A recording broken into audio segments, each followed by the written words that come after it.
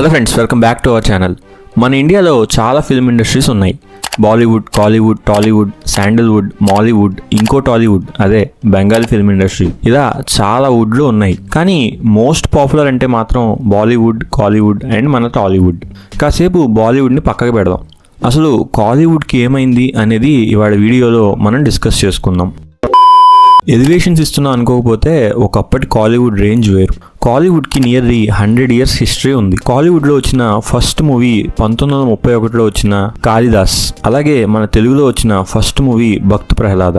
అయితే ఇప్పటిదాకా కాలీవుడ్ అండ్ టాలీవుడ్ ఇండస్ట్రీస్కి మధ్య ఉన్న రిలేషన్ చూసుకుంటే రెండు ఇండస్ట్రీస్ వాళ్ళకి ఉన్న స్టార్ పవర్తో అండ్ వాళ్ళ కాన్సెప్ట్తో పోటీ పడుతూనే ఉన్నాయి. హిస్టరీలోకి వెళ్తే తమిళ్లో 1996లో వచ్చిన భారతీయుడు అప్పట్లో highest grossing movie of Tamil industry. ఆ టైంలోనే ఈ మూవీ 50+ crores కలెక్ట్ చేసి రికార్డ్స్ క్రియేట్ చేసింది. ఆ టైంలో మన Telugu highest grossing movie Nagarjuna గారు నటించిన నిన్నే పెళ్లాడతా. ఈ మూవీ జస్ట్ 25 కోట్ల దాకా కలెక్ట్ చేసింది. అయితే ఎలాగైనా కాలీవుడ్ రికార్డ్స్ దాటేసిద్ది తెలుగు ఇండస్ట్రీ అనుకున్నప్పుడల్లా తమిళ్ వాళ్ళు ఒక మూవీ తెచ్చి దాంతో మన హైయెస్ట్ కలెక్షన్స్ లేపేసేవాళ్ళు. ఈ 50 crore మార్క్ కోసం నానా కష్టాలు పడి 7 years తర్వాత 2002లో ఇంద్ర మూవీ క్రాస్ చేసింది. అమ్మయ్య 50 crores వచ్చాయి అనుకునే లోపే ఆ హైయెస్ట్ ని మన ఒక్కడు సినిమాకి రీమేక్ చేసి విజయ్ గిల్లీ మూవీతో లేపేశాడు. ఆ మూవీ 53 కోట్లతో ఇంద్రా సినిమాని దాటేసింది. ఇంకా పోకిరి వచ్చి 70 కోట్లు కొట్టి ఇదిరా టాలీవుడ్ అని అందరికీ చూపించింది. ఈ మూవీ టాలీవుడ్ లోనే కాదు, ఆ ఇయర్ లోనే 3rd highest grosser of India. కానీ ఈ సంతోషం ఎన్నో రోజులు మిగల్చలేదు మన తమిళ తంబీస్.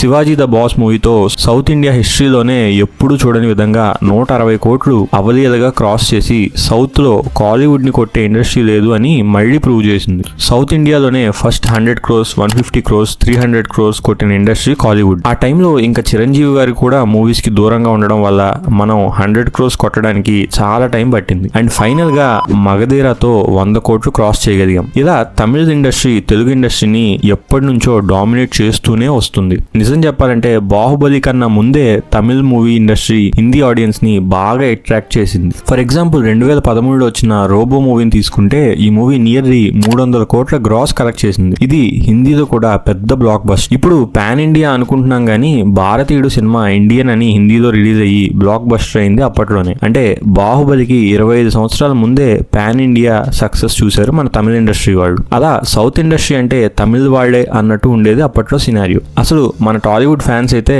100 crores అంటే మా హీరోనే ముందు క్రాస్ చేశాడు, మా హీరోనే ముందు క్రాస్ చేశాడు అని కొట్టుకునేవాళ్ళు. మీకు గుర్తుంటే దూకుడు అండ్ మగధీరాకి అప్పట్లో ఎన్ని ఫ్యాన్ వార్లు జరిగాయో, ఏది ఫస్ట్ 100 crores క్రాస్ చేసింది అని. Rise of Tollywood. అయితే ఇలా ఉన్న పరిస్థితి మొత్తం ఒక్క మూవీతో చేంజ్ అయిపోయింది. అదే 2016లో వచ్చిన బాహుబలి. ఈ సినిమాతో లెక్కలన్నీ తారుమారు అయిపోయాయి. కానీ విని ఎరిగిన రీతిలో 600 కోట్ల గ్రాస్ కలెక్ట్ చేసి టాలీవుడ్ రేంజ్ ని పాన్ ఇండియా లెవెల్ కి తీసుకెళ్లింది. నార్త్ నుంచి సౌత్ దాకా బ్లాక్ బస్టర్ అయ్యి ఇది సౌత్ ఇండియాలోనే first 400 crores, first 500 crores, first 600 crores movie అయింది. అండ్ బాహుబలి 2 క్లిఫ్ హ్యాంగర్ వల్ల దీని సీక్వెల్ కూడా మోస్ట్ అవైటెడ్ మూవీ అయిపోయింది. అయితే కాలీవుడ్ వాళ్ళు కూడా బాహుబలికి పోటీగా ఒక 2 మూవీస్ ని రిలీజ్ చేశారు.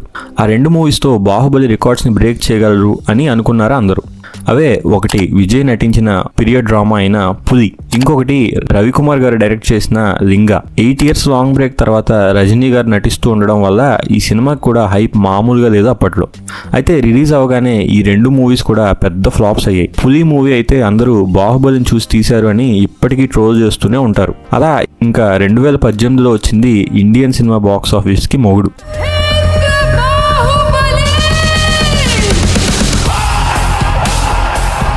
ఇండియన్ సినిమా చరిత్రలోనే ఎవ్వరు ఎక్స్పెక్ట్ చేయలేని విధంగా అక్షరాల 1000 కోట్ల బాక్స్ ఆఫీస్ గ్రాస్ కలెక్ట్ చేసింది. అండ్ ఇండియాలోనే first 1000 crores, first 1500 crores and first 1800 crores clubs లోకి ఎంటర్ అయింది.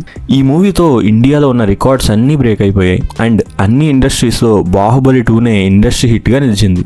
ఇమాజిన్, ఇండియా అంటేనే బాలీవుడ్ అని చెప్పుకునే హిందీ ఇండస్ట్రీలో Baahubali 600 crores plus net collections తో ఇండస్ట్రీ హిట్ గా నిలిచింది. అండ్ దీన్ని రీసెంట్ గా పఠాన్ పఠాన్ మూవీ వచ్చేదాకా ఏ హిందీ మూవీ కూడా బ్రేక్ చేయలేదు. ఆ తర్వాత అందరికీ తెలిసినట్టుగా టాలీవుడ్ న్యూ హైట్స్ రీచ్ అవుతూనే వెళ్ళింది. బాహుబలి 2తో 1800 కోట్లు, RRRతో 1400 కోట్లు, సలార్తో 700 crores, మళ్ళీ కల్కితో ఇంకో 1000 కోట్లు అండ్ దేవరాతో 500 కోట్లు అండ్ రీసెంట్ గా వచ్చిన పుష్పతో మళ్ళీ 1800 కోట్లు. ఇలా యువరాజ్ సింగ్ ఒక ఓవర్లో 6 సిక్సర్లు కొట్టినట్టు బ్యాటింగ్ చేసుకుంటూ వెళ్ళింది మన టాలీవుడ్. కానీ మన తమిళ ఇండస్ట్రీలో మాత్రం బాహుబలి మూవీకి పోటీగా తీసిన పులి మూవీనే డక్అవుట్ అయి కూర్చుంది. ఇప్పటికీ కాలీవుడ్ లో హైయెస్ట్ క్రాసింగ్ మూవీ శంకర్ గారు తీసిన రోబో 2.0. దీని కలెక్షన్ వచ్చేసి 723 కోట్లు. దీనికన్నా రాజమౌళి SSMB 29 మూవీ బడ్జెటే ఎక్కువ ఉండబోతుంది అని talk. Tamil highest crossing movies. అలా అని తమిళ వాళ్ళు మూవీస్ తీయట్లేదా అంటే చాలా ట్రై చేస్తున్నారు.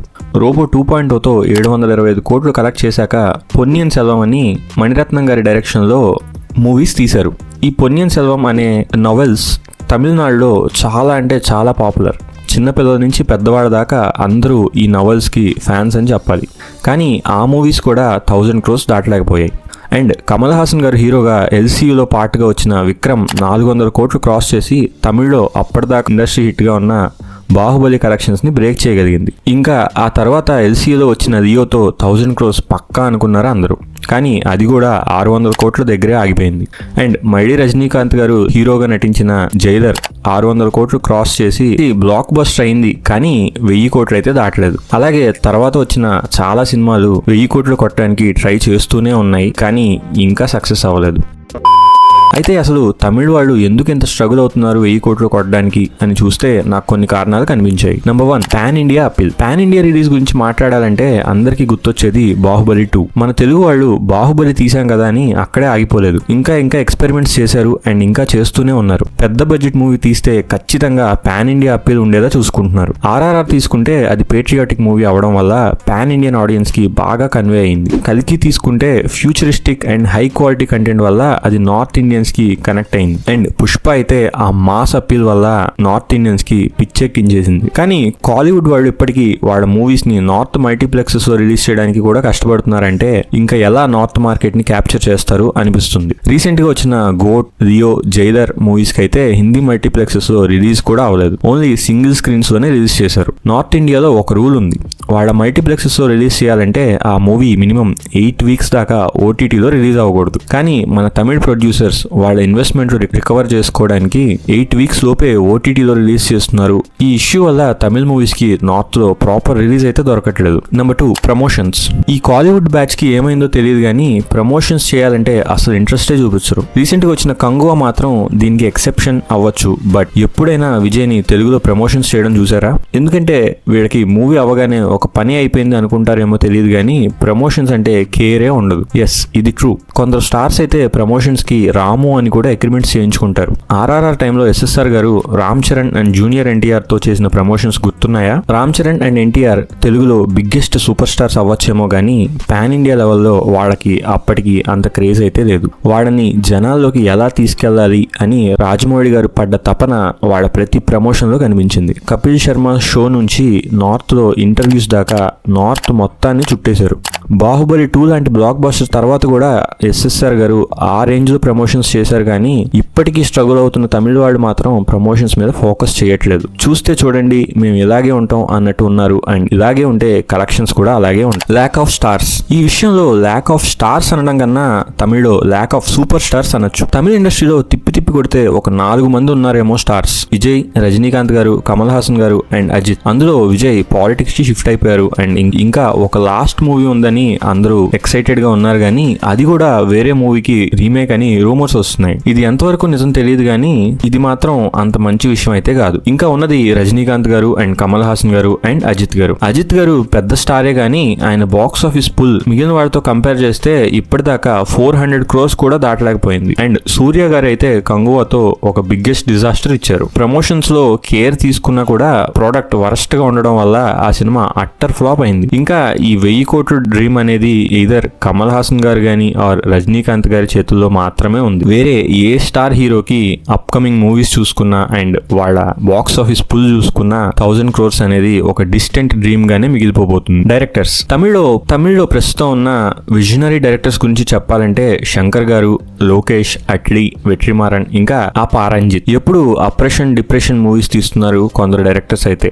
మన తెలుగులో డైరెక్టర్స్ ని చూసుకుంటే విజనరీ డైరెక్టర్స్ అయిన రాజమౌళి గారు, సుకుమార్ గారు, ఇంకా నాగ్ అశ్విన్ తో పాటుగానే యంగ్ అండ్ అప్కమింగ్ డైరెక్టర్స్ అయిన ప్రశాంత్ వర్మ, చందు ముండేటి, హను రాఘవపూడి, సుజీత్, సందీప్ రెడ్డి వంగ, వివేక్ ఆత్రేయ, ఇలా చెప్పుకుంటూ పోతే చాలా మంది డైరెక్టర్స్ ఉన్నారు. అండ్ వీళ్ళందరూ చాలా ప్రామిసింగ్ గా మూవీస్ తీయగలరు. అటు మాస్ నుంచి ఇటు క్లాస్ మూవీస్ దాకా చాలా అద్భుతంగా తీయగలిగే డైరెక్టర్స్ వీళ్ళు. తమిళ డైరెక్టర్స్ కూడా ఆ కొత్తదనం అండ్ ఆ నావెల్టీ కోసం ట్రై చేయడం మానేశారు. ఫర్ ఎగ్జాంపుల్ లాస్ట్ ఇయర్ వచ్చిన మూవీస్ తీసుకోండి. కొన్ని మూవీస్ పక్కన పెడితే అన్ని ఒక విలేజ్ సెటప్ లో ఒక ఆపరేషన్ కి సంబంధించిన మూవీస్ మాత్రమే ఉంటాయి. అవి హిట్ అయ్యాయా లేదా అన్నది పక్కన పెడితే అసలు అటెంప్ట్ చేయడమే తగ్గించేశారు. ఇది కూడా ఒక పెద్ద రీజన్ అని చెప్పొచ్చు డౌన్ ఫాల్ కి. సో ఇది అసలు తమిళ సినిమా ఎందుకు 1000 కోట్లు దాటలేకపోతుంది అన్నదానికి నా అనాలిసిస్. ఒకవేళ నా అనాలిసిస్ కనుక మీకు నచ్చుంటే అండ్ ఈ వీడియో ఇంట్రెస్టింగ్గా అనిపించుంటే లైక్ చేసి మా ఛానల్ని కూడా సబ్స్క్రైబ్ చేసుకోండి.